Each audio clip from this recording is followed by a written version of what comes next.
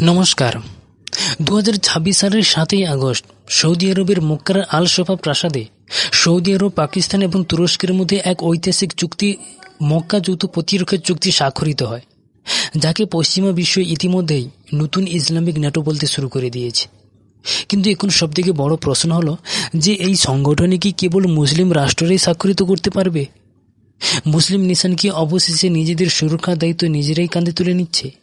আর কোন স্বার্থের জন্য এই তিনটি দেশ একে অপরের সাথ দিচ্ছে? এবং ভবিষ্যতে অন্যান্য মুসলিম রাষ্ট্র যেমন বাংলাদেশ, আমাদের প্রতিবেশী দেশ বাংলাদেশ যদি এতে যুক্ত হয় তাহলে ভারতবর্ষের উপর তার কী প্রভাব পড়বে, এই সমস্ত বিস্তারিত তথ্যগুলি আমরা জানব এই ভিডিওতে। দেখুন, 7ই আগস্ট 2026 তারিখে 7ই আগস্ট 2026-এ মক্কার আল শফা প্রাসাদে সৌদি আরব, পাকিস্তান এবং তুরস্কের মধ্যে এই ঐতিহাসিক চুক্তিটি স্বাক্ষরিত হয়। এখানে তোমাদের মনে হতে পারে যে এই চুক্তিটি কি হঠাৎ করেই হলো? না, এটি হঠাৎ করে হয়নি।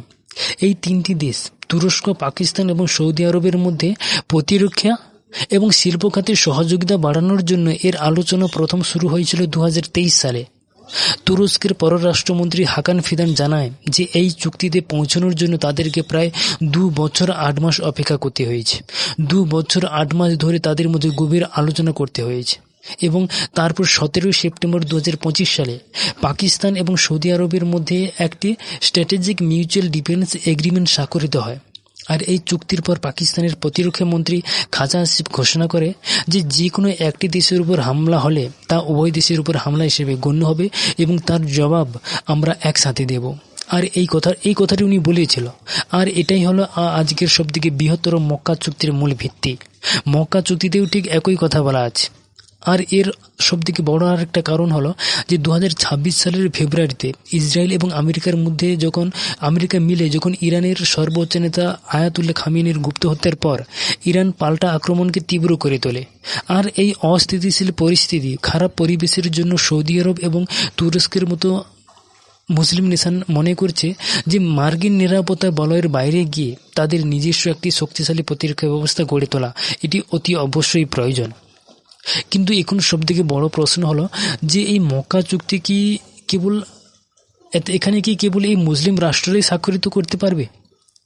উদ্দেশ্য তো তাই বলে। এটা একেবারে 100%। কারণ এই জোটের মূল কাঠামো, মতাদর্শ এবং মক্কা চুক্তির নামটি স্পষ্ট ইঙ্গিত দেয় যে এর প্রাথমিক এবং পূর্ণাঙ্গ সদস্য মূলত মুসলিম প্রধান বা ওআইসি-ভুক্ত দেশগুলোর জন্য এটা খোলা। আর এর প্রধান উদ্দেশ্য হলো পশ্চিমাদের উপর নির্ভরতা কমিয়ে মুসলিমরা চাইছে বিশ্বে তাদের নিজস্ব একটি স্বাধীন সামরিক বলয় তৈরি করা। তাই পূর্ণাঙ্গ সদস্য হিসেবে মুসলিম দেশগুলোকেই এখানে অধিকার দেওয়া হবে। আর অধিকার না দেওয়া হলেও, সরাসরি মূল চুক্তিতে স্বাক্ষর না করা হলেও, অমুসলিম দেশগুলো এই জোটে কৌশলগত দিক থেকে অংশীদার হিসেবে যুক্ত হতে পারে। আধুনিক সামরিক জোটে এটি খুব সাধারণ একটা ব্যাপার, যেমন ন্যাটোর ক্ষেত্রে হয়ে থাকে। এশিয়ার এমন অনেক দেশ আছে যেগুলি নেটোর সদস্য নয়, কিন্তু কৌশলগত দিক থেকে নেটোর মিত্র হিসেবে কাজ করে। আর 3 নম্বর এর সবথেকে বড় সমীকরণ হলো যে চীন বা রাশিয়ার মতো অমুসলিম সর্বোচ্চ শক্তিগুলি সরাসরি কিন্তু এই চুক্তিতে সই করবে না। এটা একেবারে 100%। কিন্তু আমেরিকার প্রভাব কমানোর জন্য এই বৃহত্তর স্বার্থে তারা এই জোটটাকে বাইরে থেকে সমর্থন করবে। এই ব্যাপারে তোমরা একেবারে নিশ্চিত থাকতে পারো। এগুলো ভেতরের ব্যাপার। কিন্তু এখন সবথেকে বড় প্রশ্ন হলো যে কিসের স্বার্থে এই সৌদি আরব, পাকিস্তান এবং তুরস্ক একে অপরের সাথ দিচ্ছে এবং এই চুক্তিতে স্বাক্ষর করেছে। দেখো, তোমরা একটুখানি চিন্তা করলে, একটুখানি লক্ষ্য করলেই তোমরা বুঝতে পারবে যে সৌদি আরবের কাছে প্রচুর পরিমাণে অর্থ আছে। দুবাইয়ের রাস্তাঘাট, সেখানকার ঘরবাড়ি, সেখানকার যে বিলাসিতা দেখলেই তোমরা নোটিস করতে পারবে যে তাদের কাছে প্রচুর পরিমাণে অর্থ আছে, বিপুল পরিমাণে অর্থ।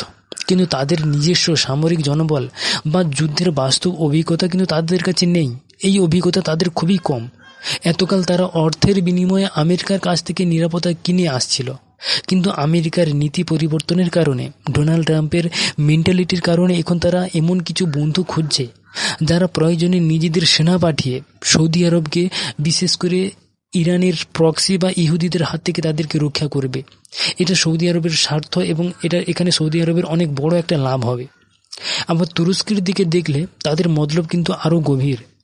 কারণ এতদিন পর্যন্ত তোমরা হয়তো জানো না যে আন্তর্জাতিক অস্ত্র বাজারে একটা অলিখিত নিয়ম আছে যে তুমি যদি কারো কাছে আধুনিক অস্ত্র কিনতে চাও তাহলে তোমাকে আমেরিকা বা ইউরোপের কাছে গিয়ে হাত পাততে হবে। কিন্তু তুরস্ক এই জায়গাতে একেবারে গেম চেঞ্জার হিসেবে আবির্ভূত হয়েছে। এই চুক্তিতে তুরস্কের ভূমিকা যে কতটা গভীর এবার হয়তো তোমরা বুঝতে পারছো। এখানে আরও একটা ব্যাপার আছে, এই দেশগুলির উপর শত্রুপক্ষ যদি হঠাৎ করে মিসাইল অ্যাটাক করে বা বিমান হামলা করে তাহলে এই দেশগুলিকে বাঁচানোর জন্য আমেরিকার কাছে রিকোয়েস্ট করতে হতো, প্যাট্রিয়ট সিস্টেমের কাছে তাদের নির্ভর করতে হতো। এতকাল সৌদি আরবকে নির্ভর করতে হয়েছে, আর আমেরিকা চাইলে যে কোনো মুহূর্তে এর রক্ষণাবেক্ষণ বন্ধ করে দিতে পারে। এই নির্ভরতা কাটাতেই তুরস্ক তাদের নিজস্ব আকাশ প্রতিরক্ষা ব্যবস্থা হিসার সিস্টেম তৈরি করেছে, যা তারা পরবর্তীকালে সৌদি আরব বা পাকিস্তানের সুরক্ষায় মোতায়েন করতে পারে। আর পাকিস্তান হলো এই চুক্তির সবথেকে চুক্তির ছাতা, এই জোটের মাসল বা পেশি শক্তি। পাকিস্তান প্রতিশ্রুতিবদ্ধ যে যদি কোনো কারণে তুরস্ক বা সৌদি আরবের ওপর বাইরের কোনো শত্রু যেমন ইরান বা ইসরায়েল আক্রমণ করে, তবে পাকিস্তান তাদের বিশাল যুদ্ধ অভিজ্ঞ পদাদর্শ বাহিনী বুস্ট অন দ্য গ্রাউন্ড পাঠাবে। এছাড়া পাকিস্তানের পারমাণবিক অস্ত্র এই পুরো জোটের জন্য একটা নিউক্লিয়ার আমব্রেলা বা পারমাণবিক সুরক্ষা কবচ হিসেবে কাজ করবে, যা শত্রুদের যে কোনো বড় হামলার আগে দুবার ভাবতে বাধ্য করবে।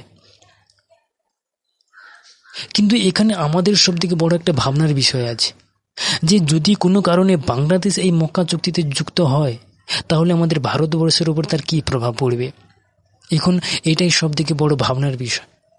বাংলাদেশ যদি সত্যি এই মক্কা চুক্তিতে বা পাকিস্তান, তুরস্ক, সৌদি আরবের এই সামরিক জোটে যুক্ত হয় তবে ভারতের জন্য এটি একটি বিশাল ভূ রাজনৈতিক ভূমিকম্প বা কৌশলগত দুঃস্বপ্ন তৈরি করবে। ভারতের পররাষ্ট্রনীতি থেকে শুরু করে জাতীয় সুরক্ষায় অনেক বড় প্রভাব আনতে পারে। দেখুন, বাংলাদেশ যদি এই জোটে যায় তবে ভারতের পূর্ব সীমান্তে একটি সামরিক ফ্রন্ট খুলে যাবে।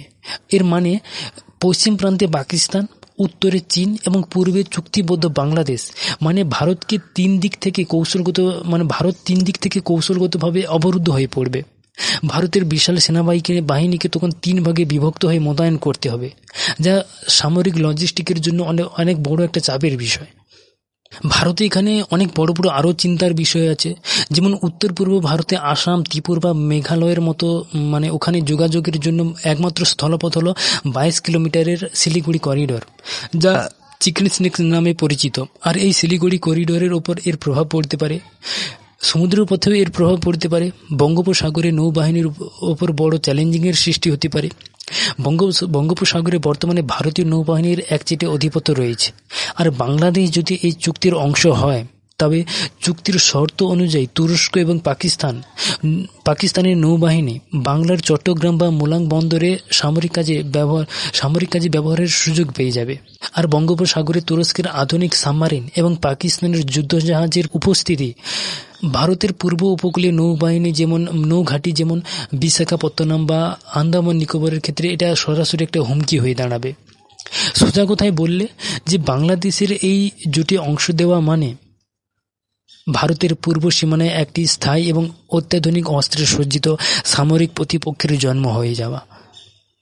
ভারতকে তখন বাধ্য হয়ে পূর্ব সীমান্তে হাজার হাজার কোটি টাকার রাডার থেকে শুরু করে মিসাইল ডিফেন্স থেকে শুরু করে অতিরিক্ত সেনা মোতায়েন করতে হবে, যা ভারতের সামরিক অর্থনীতিতে একটা বড় প্রভাব পড়বে।